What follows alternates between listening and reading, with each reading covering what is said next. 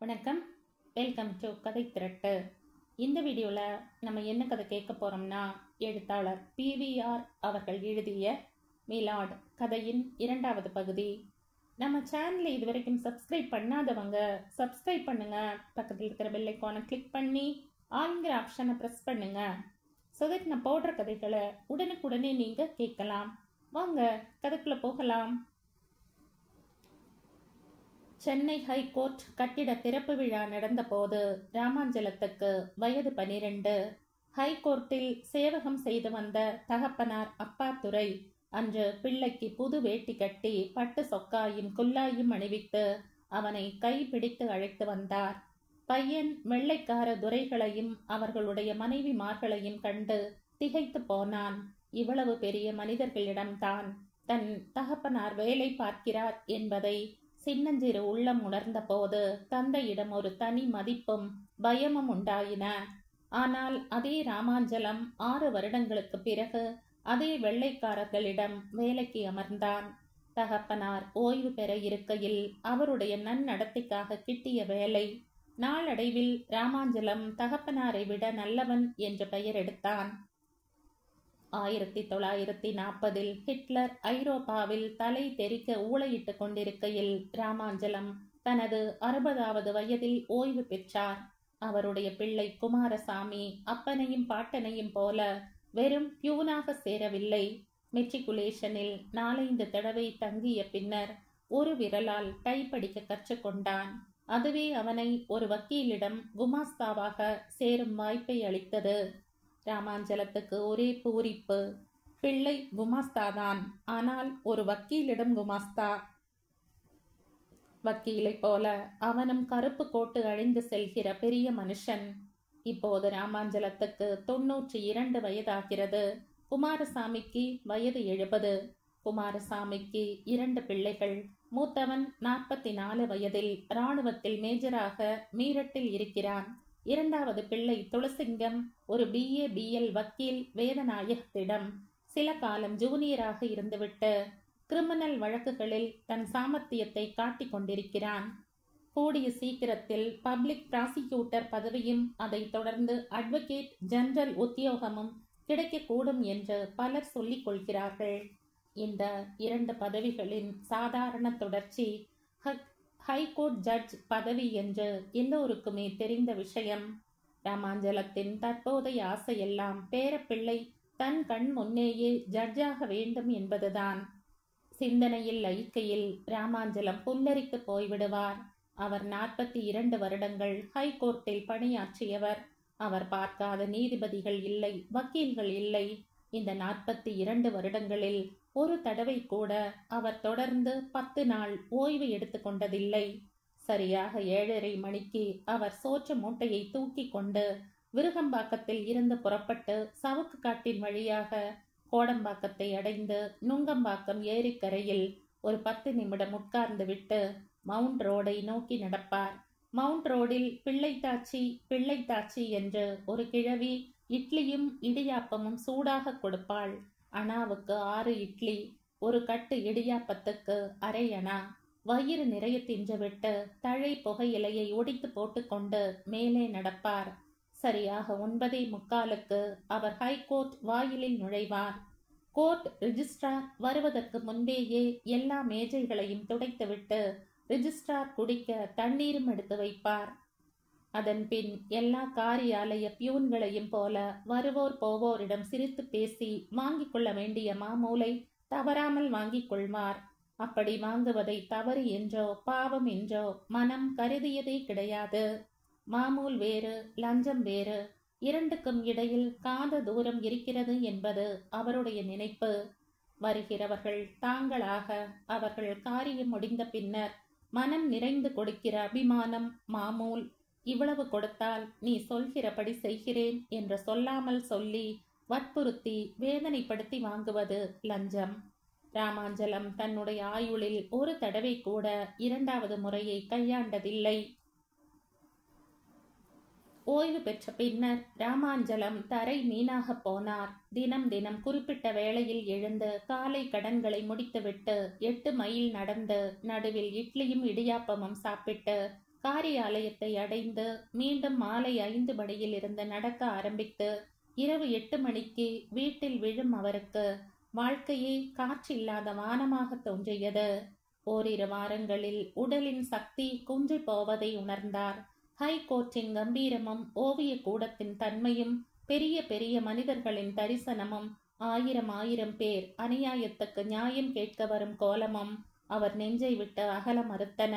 அவருடைய உயிருடன் இழைந்து உயிரோடு உயிராய் இத்தனை நாள் வாழ்ந்து வந்த ஹைகோர்ட் வாழ்க்கை அரசாங்க சட்ட திட்டங்களின் ஆதிக்கத்தினால் முடிவுற்ற போது ராமாஞ்சலம் அந்த முடிவையே முதலில் நம்ப மறுத்தார். அவர் இல்லாமல் ஹைகோர்ட் ரிஜிஸ்ட்ரார் அலுவலகத்தில் ஏதும் நடக்க முடியாது. அவரால் இத்தனை காலமாக இயங்கிக் கொண்டிருந்த இயக்கம் நின்றுவிடும் என்ற பிரம்மை அவருள் புகுந்து அவரை வாட்டி வதைத்தது. நாட்கணக்காக தன்னுடன் விளையாடிய பொம்மை உடைந்து விட்டதற்காக கேவி கேவி அழும் குழந்தையைப் போல அவர் தன்னுள் அழுது தீர்த்தார். திடீரென்று அவருக்கு ஒரு யோசனை தோன்றியது. 60 வயது ஆகிவிட்டது என்ற ஒரே காரணத்துக்காக ஹைகோர்ட் அவரை வீட்டுக்கு அனுப்பிவிட்டது. ஆனால் கட்டிடத்துக்குள் அவர் மீண்டும் நுழையக்கூடாது என்ற கட்டளை இடவில்லையே. இந்த எண்ணம் தோன்றிய அன்றே அவர் தன் பிள்ளை குமாரசாமியுடன் தினந்தோறும் ஹைகோர்ட்டுக்கு போய் வரலானார். நாள் செல்ல செல்ல காரியாலய சிப்பந்திகள் அவரை பாராமுகம் செய்வதும் அலட்சியமாய் பார்ப்பதும் 1-2 பேர் எரிந்து விழுவதும் வேதனையை அளித்தன. பழுத்த இலையை பார்த்து பச்சிலை சிரித்த சிரிப்பை அவரால் தாங்கிக் கொள்ள முடியவில்லைதான். ஆனால் இதெல்லாம் தொன்று தொட்டு உலகில் உள்ள மனித குணம் என்று தன்னைத்தானே தேற்றிக் கொண்டார். ஏளனமும் அலட்சியமும் அவருடைய வைராகியத்தை குலைக்கவில்லை. ஹைகோர்ட்டின் மீது அவர் வைத்திருந்த மரியாதையையும் அன்பையும் ஏன் பக்தியையும் குறைக்கவில்லை. பக்தர்கள் புழங்கி புழங்கி கோவில் சன்னிதானம் புனிதம் அடைவது போல பெரிய பெரிய அறிவாளிகள், உத்தமர்கள், தேச பக்தர்கள், லட்சியவாதிகள், தன்னலமற்றவர்கள் நடந்து நடந்து உலாவி உலாவி ஹைகோர்ட் கட்டிடமே புனிதமான ஒரு ஆலயமாகிவிட்டது என்று ராமாஞ்சலம் நம்பினார். இந்த நம்பிக்கையின் விளைவாக அவர் தன் 40 வருட வழக்கத்தை மூச்சு நிற்கும் வரையில் தொடர்ந்து நடத்துவது என்று சபதம் போல தீர்மானித்து கொண்டார். இன்று வரை அவருடைய மூச்சும் நிற்கவில்லை, வருகையும் நிற்கவில்லை. சேவகம் செய்யும் போது விருகம்பாக்கத்தில் இருந்து நடந்து வந்தவர் இப்போது 92வது வயதில் பேரப்பிள்ளை துளசிங்கத்தின் மோட்டார் காரில் வருகிறார். வேம்பாக்கம் பாஷ்யம் ஐயங்காருடைய சிலைக்கு எதிரே ஹைகோர்ட் தாழ்வாரத்தின் தூணில் சாய்ந்து கொண்டு வேடிக்கை பார்க்கிறார். வயதின் முதிர்ச்சியால் ஏற்படும் அசதியில் கண்கள் தாமாக மூடிக்கொள்ள அவர் பகலெல்லாம் பேரன் என்றைக்கு ஜட்ஜாக வருவான் என்று கனவு கண்டு கொண்டிருக்கிறார். சரியாக 11 மணிக்கு முத்து பிளாஸ்கில் காப்பியுடன் கோர்ட் வெராண்டாவுக்கு வந்தான்.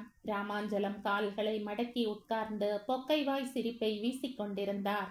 இந்த வயதிலும் அவருடைய கண் பார்வை குலையவில்லை, காதில் ஒலி குறையவில்லை. தாத்தா, காப்பி என்றான் முத்து. வாடா முத்து என்ற ராமாஞ்சலம். என்ன விசேஷம் என்று கேட்டார். ஒண்ணுமில்ல தாத்தா, இன்னைக்கு சேலத்திலிருந்து ஒரு புது கெராக்கி வந்திருக்கு. 30 பக்கம் டைப் பண்ணணும், அதுவும் 3 காப்பி. அதை முடிச்சுட்டா வீட்டுக்கு ஓடிடுவேன். சரி ஓடு, பிளாஸ்க் இங்கேயே இருக்கட்டும். நாளைக்கு மறக்காம கொண்டு வந்துடு. உசுரோட இருந்தா கொண்டு வரேன். நீ உன் பேரன் ஜட்ஜா உட்கார்ந்தப்புறம்தான் கண்ணம் மூடுவ தாத்தா. ஏன் கவலைப்படுற? ராமாஞ்சலம் சிரித்தார். முத்து விரைவாக நடந்து சாத்துக்குடி விற்கிறவளை பார்த்து சிரித்து விட்டு போவதைக் கண்டு ரசித்தார். இந்த முத்துவுக்கு பொறுப்பு இருக்கிறதா இல்லையா என்பதே அவருடைய மனதில் பெரிய கேள்வியாக எழுந்துவிட்டது. BA பாஸ் செய்த பிள்ளை நிம்மதியாக ஒரு காரியாலயத்தில் குமாஸ்தாவாக சேர்ந்து உழைப்பால் முன்னேற துடிக்காமல் தம்புச்செட்டி தெருவில் மோட்டார் கருவிகள் விற்கும் ஒரு கடையின் வாசலில் 3 அடி சதுரத்தில் 2-3 ஜாதிக்காய் பெட்டிகளின் மேல் டைப்ரைட்டிங் மெஷினை வைத்து கொண்டு பிழைப்புக்கு வழி தேடுகிறானே. கேட்டால் குமாஸ்தா சம்பாதிக்கிறதை விட 4 பங்கு கிடைக்கிறது என்கிறான். ஆனால் முத்துவுக்கு என்ன கிடைத்தால் என்ன? வயது 35 ஆகிவிட்டது. கை காட்டி வேலை செய்ய முடியாது என்ற வீராப்பை போல கல்யாணம் செய்து கொண்டு சுதந்திரத்தை பறிகொடுக்க முடியாது என்றும் தீர்மானித்து விட்டான். கிடைக்கிறது எத்தனை ரூபாய் ஆனாலும் சரி. சாயங்காலம் வீட்டுக்கு போனதும் 8 அல்லது 10 அம்மா கையில் தான் சாப்பிடும் சாப்பாட்டுக்கு கொடுத்து விடுவான். பாக்கி இருக்கிற பணம் சினிமா, நாடகம், கச்சேரி என்று கரையும். இந்த முத்து 7-8 வருடங்களுக்கு முன் அட்வொகேட் துளசிங்கம் ராமாஞ்சலத்தின் பேரன் மூலம் அறிமுகமானான். அறிமுகம் நெருக்கத்தில் கொண்டு போய்விட்டது. இப்போது வயது பொருத்தம், படிப்பு பொருத்தம் இல்லாத இருவரிடையே இனம் தெரியாத ஒரு அந்யோன்யம் வளர்ந்து விட்டது. 5-6 வருடங்களில் அவர்கள் ஒருவரை ஒருவர் பார்த்து கொள்ளாத நாளே கிடையாது எனலாம். முத்து தம்புச்செட்டி தெருவை அடைந்த போது டைப்ரைட்டிங் மிஷினுக்கு முன்னால் தரகன் வைத்தி நிற்பதை கண்டான். முத்துவை கண்டதும், வைத்தி, ஏண்டா எங்கடா போயிருந்த என்று கேட்டார். ஏன், ரொம்ப பெரிய வேலையை கொடுக்க வெகு நேரமா காத்து கொண்டிருந்தீர்களோ? முத்துவின் குரலில் ஏளனம் தொனிப்பதை வைத்தியால் எடுத்துக்கொள்ள முடியவில்லை. இருந்தாலும் அவருக்கு காரியமாக வேண்டுமே, ஒரு அர்ஜென்ட் மேட்டர் என்றார். கோபி இன்றைய நிகழ்ச்சிகளையும் இன்றைய சினிமாக்களையும் ஊடுருவி பார்த்துவிட்டு பேப்பரை படிக்காமலே கட்டிலின் மேல் போட்டான். நாற்காலியை விட்டு எழுந்தான். சோம்பல் முறித்தான். மணியை பார்த்தான். ஆனால் சின்ன முள்ளும் பெரிய முள்ளும் எங்கெங்கே இருக்கின்றன என்று அவன் மண்டையில் ஏறவில்லை. நாற்காலியில் இருந்து எழுந்து நின்றவன் எதிரே சுவரில் பதிந்திருக்கும் பெரிய கண்ணாடியை பார்த்தான். ஷேவ் செய்தாக வேண்டும். கிருதாவை சரி செய்ய வேண்டும். மீசை இருக்கிற இடத்தில் கிருதா கூடாது என்று ஒரு சிலர் வகுத்திருக்கும் நாகரிகத்தை அவன் ஒப்புக்கொள்ளவில்லை. அவனுடைய எலுமிச்சம்பழ நிறத்துக்கு கரு கருவென்ற மீசை அவனுடைய அழகையும் யவ்வனத்தையும் கம்பீரத்தையும் அள்ளி தூக்கி விடுகிறது. என்ன செய்கிறது என்று தெரியாமல் அறையின் உள்ளேயே ஓரிரு தடவை நடந்தான். அவனுடைய உயரத்துக்கு கையை மேலே தூக்கினால் மின்சார விசிறி இடிக்கும். 5 அடி 9 அங்குலம். தலையை தூக்கி வாரிய பழக்கத்தினால் தானோ என்னவோ சமுத்திரம் நிலத்தை அரிப்பது போல முன் தலை மெல்ல மெல்ல வெறுமையாகிக் கொண்டு வந்தது. வழுக்கை விழுந்துவிடப் போகிறது என்ற எச்சரிக்கையை அவனால் நம்ப முடியவில்லை. எதிலுமே தோல்வியை கண்டிராத அவனுக்கு எல்லாவற்றிலுமே ஒரு தைரியம், நம்பிக்கை. அவனுக்கு ஜுரம் வராது, தலை நரைக்காது. அவன் காரை செலுத்தி கொண்டு போகும்போது அதற்கு விபத்து ஏற்படாது. எல்லா பெண்களாலும் அவனை காதலிக்க முடியும். ஆனால் அவன் மனம் எல்லா பெண்களின் மேலும் தாவி தாவி செல்லாது. அழகுக்கும் அடிமையாகி விடமாட்டான். கோபி கதவை திறந்து திண்ணைக்கு வந்தான். கிழக்கே பார்த்திருக்கும் வீடு காலை வெயிலில் திண்ணை குளித்து கொண்டிருந்தது. வடக்கு புறத்து மனையில் யாரும் இன்னும் வீடு கட்டவில்லை. 4-5 பையன்கள் பம்பரம் ஆடிக்கொண்டிருந்தார்கள்.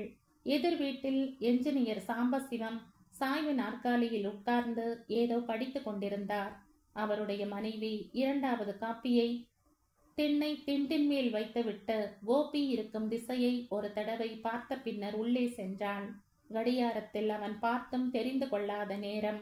இப்போது எதிர் வீட்டு இல்லத்தரசி காஃபியை வைத்த போது பளிச்சென்று நினைவுக்கு வந்தது.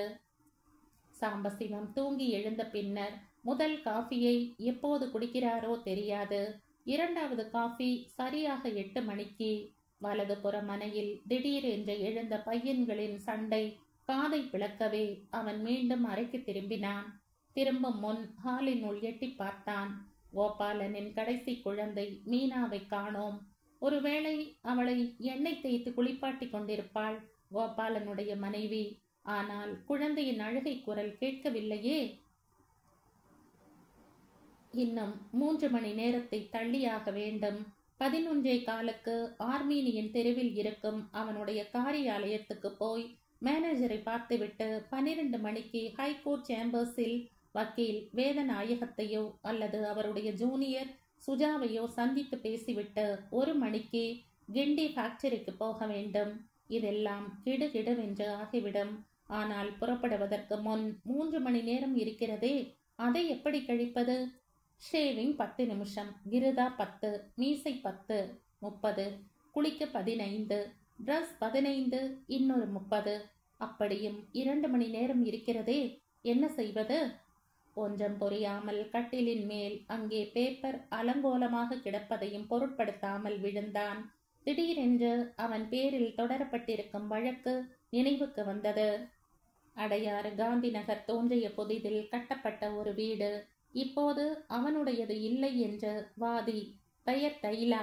அவன் தகப்பனாரின் தூரத்து உறவுக்காரருடைய பெண். சாதிக்கிறாள். கோபிக்கு சிரிப்பு வந்தது. முதலில் அடையாறு வீடு தைலாவின் தகப்பனாருக்கு சொந்தமாக இருந்தது.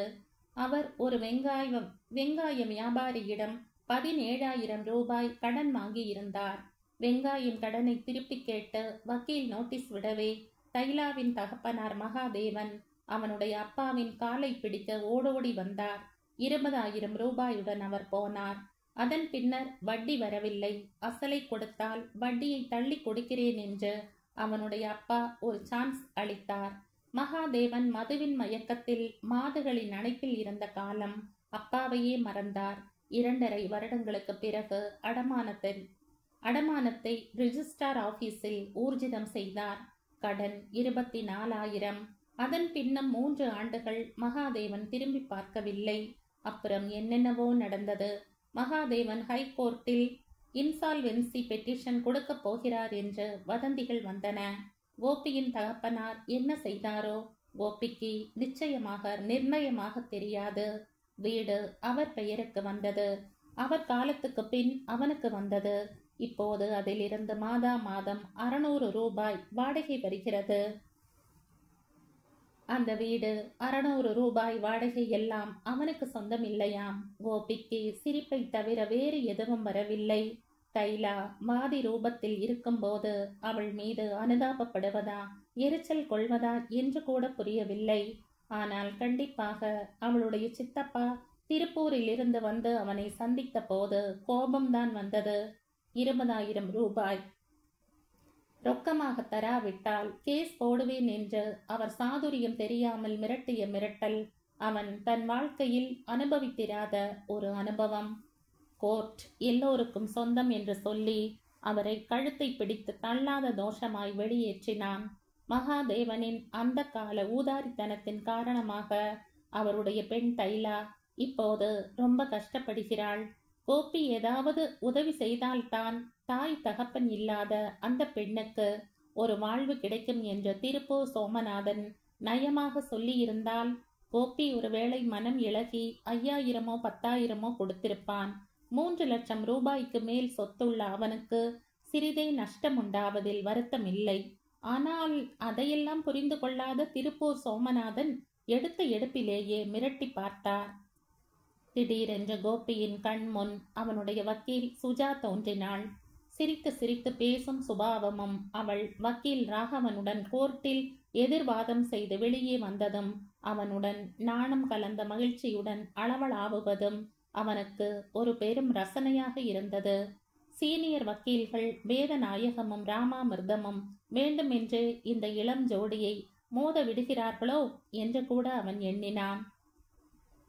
அவன் ராகவன் சுஜாவை கோர்ட்டில் மட்டுமல்லாமல் beach, drive in restaurant, Sapphire, Anand, Shanthi தியேட்டர்களிலும் எத்தனையோ தடவை பார்த்திருக்கிறான். உண்மையில் ராகவனை அவனுக்கு 2-3 ஆண்டுகளாக தெரியும். அவன் இப்போது இருக்கும் இதே அறையில் 7-8 மாதங்கள் முன் வரை இருந்தவன். அவனுடைய சிபாரிசின் பேரில்தான் கோபாலன் கோபிக்கு அறையை கொடுத்திருக்கிறார். அவன் குடி போகும் முன் கோபாலன் வேடிக்கையாக சொன்னது நினைவுக்கு வந்தது. இந்த ரூமுக்கும் பிரம்மச்சாரிகளுக்கும் ராசியே கிடையாது. பாஸ்கர் 3 மாசம் இருந்தான், கல்யாணம் ஆயிற்று. அப்புறம் கோதண்டராமன் 6 மாசம், கல்யாணம். ராகவன் 1 வருஷம், கல்யாணம் நடக்கப் போகிறது. இப்போ நீங்கள் என்றார் அவர். நான் ராசியை மாற்ற வந்திருக்கிறேன். அவர்களும் அப்படித்தான் சொன்னார்கள். ஆனால் சொன்னவர்கள் சும்மா இருக்கவில்லை. காதல் மனம் செய்து கொண்டார்கள். ராகவனை ரிட்டையர்டு ஜட்ஜ் ரமணியின் பெண் சுஜா காதல் கல்யாணம் செய்து கொள்ளப் போகிறாள். என்னால் எந்த பெண்ணையும் காதலிக்க முடியும்னு தோணலை என்றான் கோபி. இன்று வரை கோபியின் கூற்று மாறவில்லை. பெண்களுடன் பேசவும் பழகவும் அவனுக்கு மிகவும் பிடித்திருந்தது. ஆனால் யாருடனும் ஒட்டிக்கொள்ள மனம் செல்லவில்லை. காதலோ காதல் இல்லையோ, கல்யாணம் ஒரு சடங்கு. அதனால் விளையக்கூடியது பந்தம், சொந்தம், பாரம்தான். கட்டிய குதிரை ரேசில் ஜெயிக்குமா ஜெயிக்காதா என்கிற பயத்தை விட வாய்த்திருக்கிற மனைவி தன் மனதோடு இணைந்து இயங்கி வரக்கூடியவளா இல்லையா என்ற பயம் 1000 மடங்கு இருக்கும். இணைந்து இயங்காமல் போனால் ஏமாற்றம், தோல்வி, விரக்தி. இயங்கி போவதாக தெரிந்தால் அது மனைவியின் நடிப்போ என்ற சந்தேகம். திடீரென்று அவன் கிருதாவை நினைத்து கொண்டு எழுந்தான். சுஜா ராகவனை கல்யாணம் செய்து கொண்டால் என்ன, ராகவன் சுஜாவை கல்யாணம் செய்து கொண்டால் என்ன? அவனுக்கு எந்த விதமான சிரத்தையும் இல்லை. இருவரும் தனித்தனியாக அழைப்பு அனுப்புவார்கள். அவன் சாயந்தரம் நடக்கும் வரவேற்புக்கு போவான். சின்னஞ்சிறு கண்ணாடி டம்ளரில் கிடைக்கும் கலர் போட்ட எலுமிச்சம்பழ தண்ணீரை குடிப்பான். சாத்துக்குடியை வாங்கி கொண்டு திரும்புவான். அவர்களுடைய கல்யாணத்தின் முக்கியத்துவம் இவ்வளவுதான். பொழுது போகாமல் திண்டாடிய கோபி ராயப்பேட்டையில் இருக்கும் நண்பன் ஒருவனை பார்த்துவிட்டு சரியாக 10 மணிக்கு காரை வீட்டுக்கு முன் நிறுத்தினான். அதே சமயம் ஒரு டாக்ஸியும் வீட்டு வாசலில் இருந்து புறப்பட்டு கொண்டிருந்தது. கோபாலனுடைய தாயார் வந்துவிட்டாள் என்று தனக்குள் முணுமுணுத்து கொண்ட கோபி திண்ணையில் இன்னும் அப்படியே இருக்கும் பிரயாண மூட்டைகளையும் அவற்றில் இருந்து சற்று ஒதுங்கி நிற்கும் ஒரு பெண்ணையும் பார்த்தான். அவனை பார்த்த அவள் தலையை திருப்பிக் கொள்ளுவதையும் கவனித்தான். எடுத்த எடுப்பிலேயே அவள் மீது ஒருவித கோபம் பிறந்தது. அவனை கண்டதும் முகத்தை திருப்பிக் கொள்கிறாளே. ஆனால் அவன் அவளுடைய முகத்தை 2வது முறையாக பார்த்து விட்டான். கண்களின் சந்திப்பு இல்லை என்றாலும் அவளுடைய முகம் களைத்து போயிருப்பதாகப்பட்டது நன்றாக தெரிந்தது. மறு வினாடியே இந்த முகத்தை வேறு எங்கேயோ எப்போதோ பார்த்திருப்பதாகவும் தோன்றியது. எங்கே எங்கே எப்போது? கோபி மண்டையை குடைந்து கொண்டே கதவை திறந்து அறையினுள் நுழைந்தான். இதே கண்கள், இதே சற்றே நீண்ட முகம், இதே கூர்மையான மூக்கு. எங்கே பார்த்திருக்கிறோம்? எங்கே எங்கே? பாட்டின் ராகம் தெரிந்தும் அது திடீரென்று ஞாபகத்துக்கு வராமல் எரிச்சலையும் ஏமாற்றத்தையும் ஊட்டி ரசனையையும் குலைப்பது போல கோபி தான் கண்ட பெண் யார் என்ற ஆராய்ச்சியில் தன்னை பறிகொடுத்தான். அவளை பற்றியே நினைத்து கொண்டிருந்தால் கண்டிப்பாக ஞாபகத்தை கொக்கி போட்டு இழுக்க முடியாது என்று கருதி அவன் அலுப்புடன் நாற்காலியில் உட்கார்ந்தான். அவளை மறந்துவிட்டோம், அவளை பற்றியே மனம் சிந்திக்கவில்லை என்று தனக்குள்ளேயே முணுமுணுத்து கொண்டு மறைந்தும் மறந்தும் போன நினைவுகள் திரும்பி வரும் தருணத்தை எதிர்பார்க்கலானான். ஆனால் அந்த எதிர்பார்க்கும் நிலையிலேயே அப்பெண்ணின் முகம்தான் கண்முன் நிற்கிறது என்பதை கண்டபோது அவன் தன்னைத்தானே ஏமாற்றிக் கொள்வதை உணர்ந்தான். கடைசியில் அவன் கோபாலனுடைய தாயாருடன் வந்திருக்கிறவள் ஏதோ உறவுக்காரி என்று ஒதுக்க முற்பட்டான். ஆனால் அவள் அவனிடம் இருந்து ஒதுங்கவில்லை.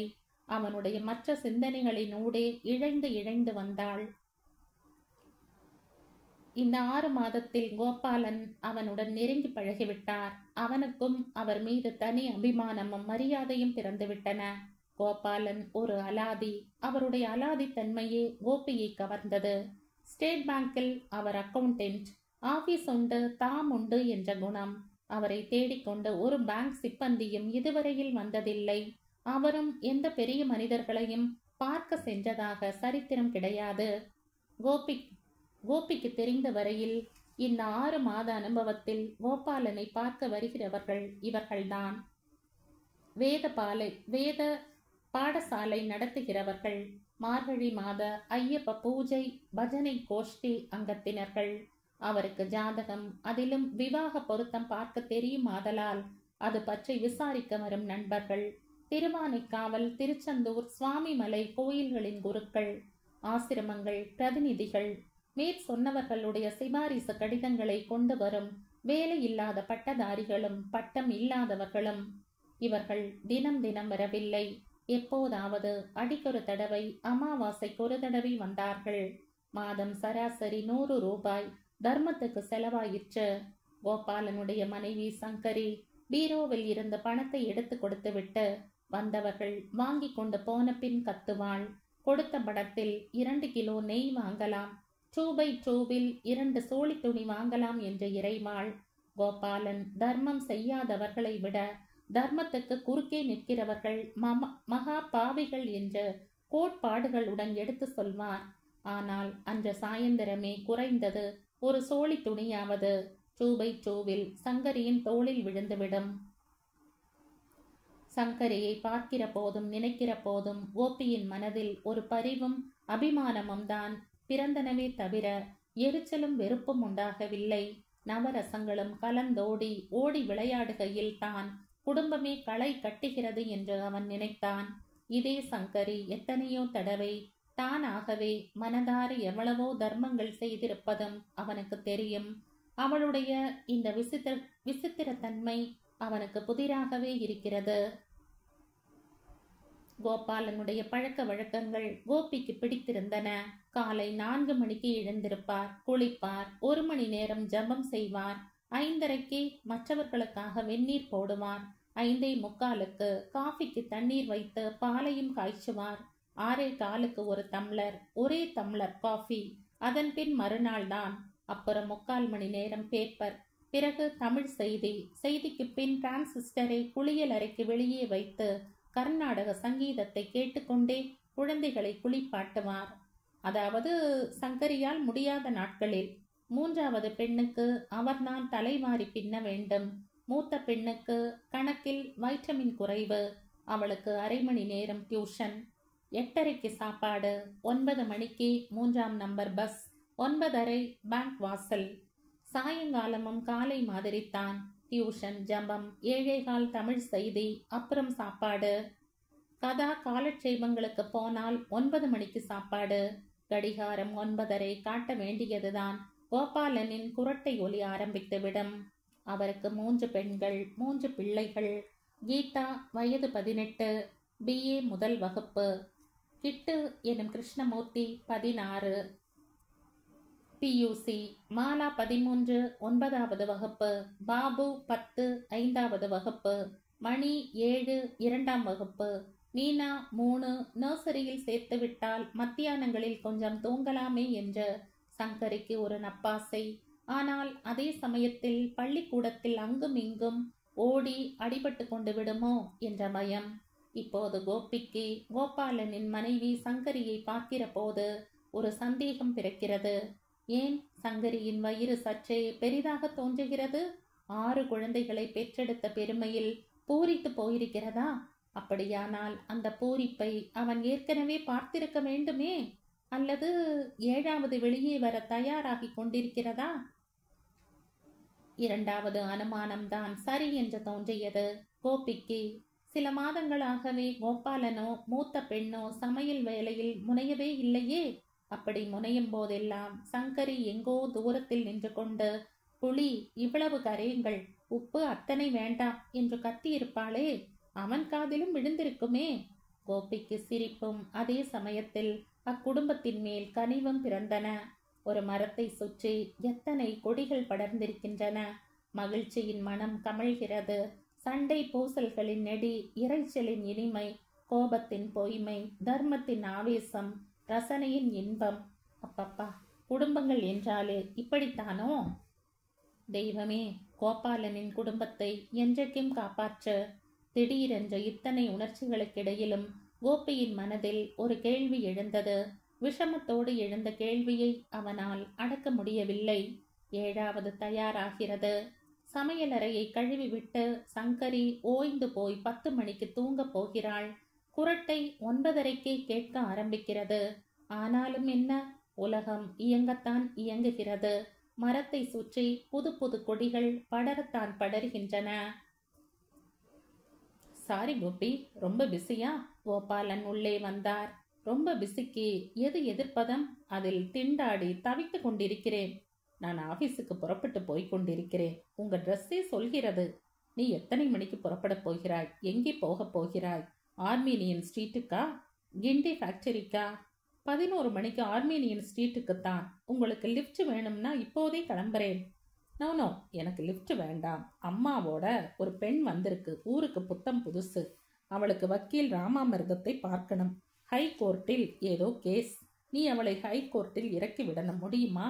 முடியாவிட்டால் சொல்லு, சங்கரியை துணைக்கு அனுப்புறேன்.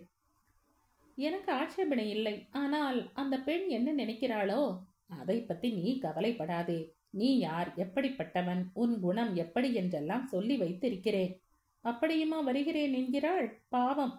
சரியாக 11 மணிக்கு திண்ணையில் செருப்பின் சத்தமும் மெட்டிகளின் ஓசையும் கேட்டன. கோபி கண்ணாடியில் கடைசி தடவையாக தன்னை பார்த்து கொண்டான். அவனுக்கே அவன் முகம் பிடித்திருந்தது. கிருதாவும் மீசையும் அவன் எதிர்பார்த்ததை விட நேர்த்தியாக இருப்பதைக் கண்டு திருப்தி அடைந்தான். இடது கன்னத்தில் பவுடர் படர்ந்து நிற்காமல் ஒரு சின்னஞ்சிறு பொட்டாக அசிங்கமாக நின்றது.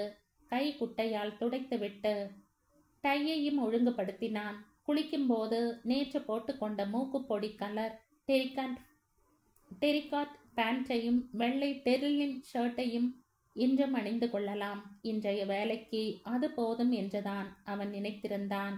டையை பற்றி நினைத்திருக்கவில்லை.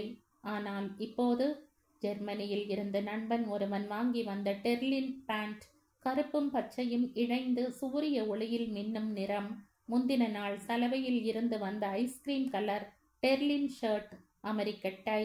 இந்த உடை மாற்றம் கோபாலன் வந்து போன பின்தான் அவனுடைய மனதில் உருவாயிற்று என்பதை அவனுடைய உள் உணர்வு உணர்த்திய போது அவன் அதற்காக வெட்கப்படவில்லை. எல்லா ஆண்களுமே அழகான உடையால் பெண்களை கவர முடியும் என்று நம்புகிறார்கள். பெண்களின் மனதையும் அதன் ஆழத்தையும் அறியாதவர்கள் ஆண்கள்தான். பெண்கள் என்றுமே புற அழகில் தங்களை பறிகொடுக்கிறவர்கள் இல்லை என்பது போன்ற சில ஆராய்ச்சி முடிவுகளை பற்றி கோபி கவலைப்படவே இல்லை. அவனை எந்த பெண்ணும் இழுக்க முடியாது, அவனால் எந்த பெண்ணையும் காதலிக்க முடியாது என்றெல்லாம் கர்வப்படுகிற அவன் ஒரு விஷயத்தில் மட்டும் தீவிர கவனம் செலுத்தினான். அதுதான் உடை அலங்காரம். கோபி, சங்கரியின் குரல் கேட்டது. நான் ரெடி மாமி. மாமா சொல்லி இருப்பாரே. நான் தான்ப்பா சொல்ல சொன்னேன். திடீரென்ற புதுக்குரல். பாட்டி ஹாலில் இருந்து திண்ணைக்கு வந்து விட்டதை கோபி கவனித்தான். நமஸ்காரம் பாட்டி. மாமாவின் அம்மா எப்படி இருப்பார்னு நான் ரொம்ப நாளா என் மனசுக்குள்ள சித்திரம் தீட்டி தீட்டி பார்ப்பேன். இன்னைக்கு தான் பார்க்க கிடைச்சது. ரொம்ப சந்தோஷம். என் பெயர் கோபி.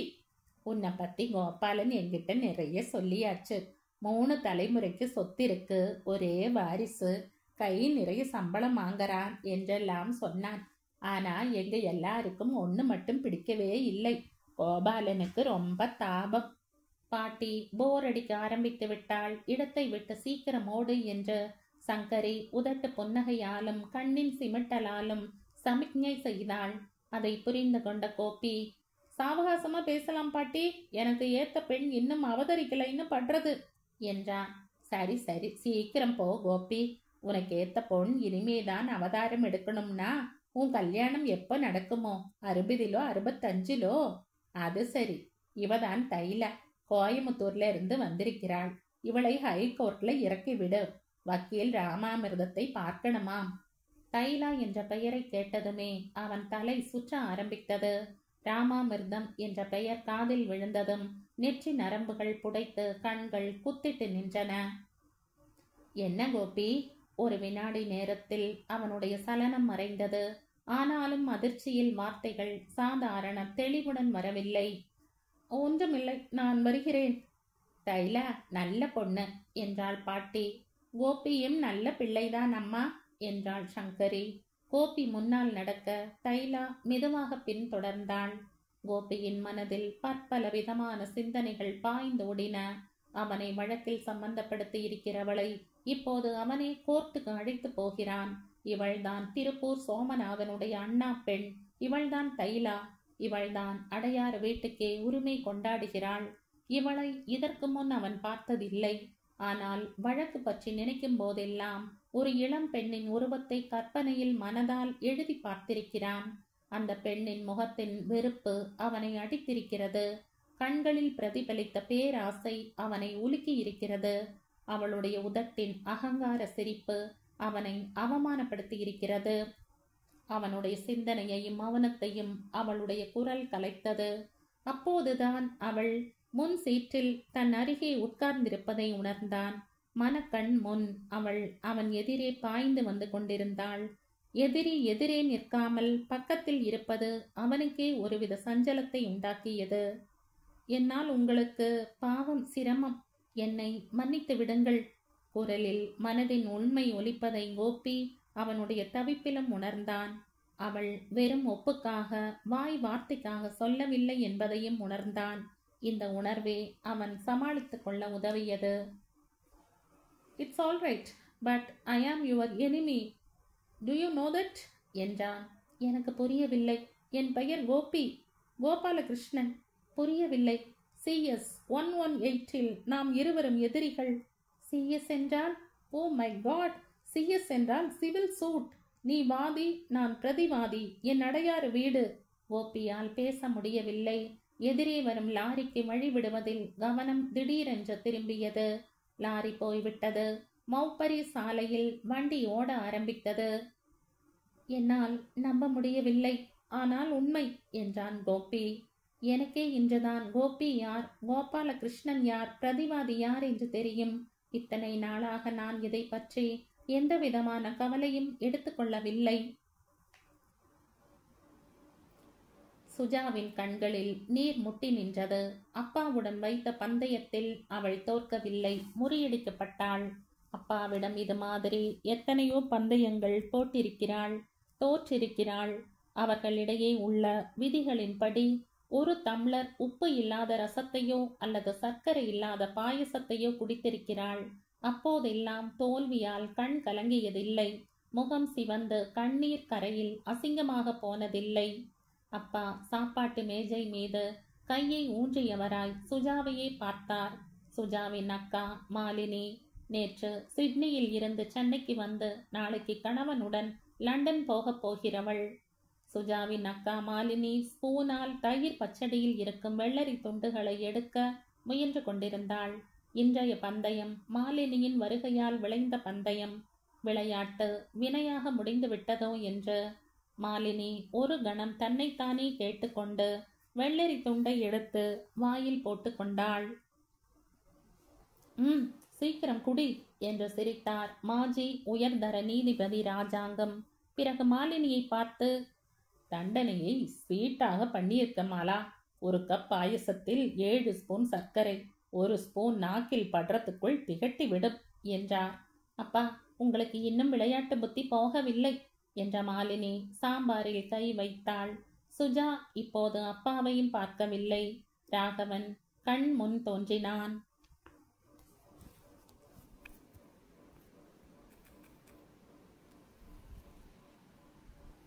இந்த கதையின் தொடர்ச்சியை அடுத்த பதிவில் கேட்கலாம். நன்றி.